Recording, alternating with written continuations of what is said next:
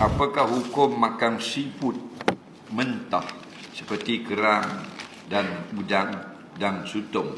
Baik. Hukum makan makanan mentah tidak dimasak, itu maknanya mentah. Okey? Pandangan fuqaha, hukum makan makanan yang mentah tidak dimasak, maksud makanan hidup. Bukan buah lah, hidupan. Ikan, udang, sotong, bukan binatang yang jenis meleh. Kalau makan hidup-hidup pula. Yang disembelih pun masuk juga jika sudah disembelih. Hukum makan mentah, hukumnya makruh. Makruh, tidak haram. Syarat dia apa? Syaratnya sudah dibersihkan dari najis. Jika ada najis, haram. Contoh, apa benda ni kita makan yang makruh ialah seperti udang.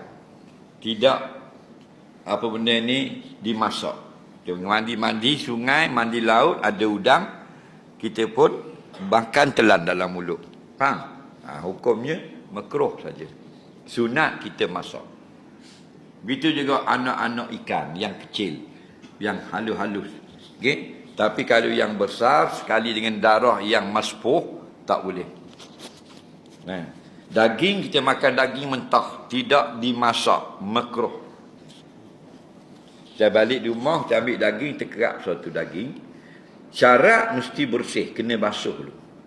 Kalau ada darah di luar tu yang cair, au daman masfuhan, darah yang cair, haram.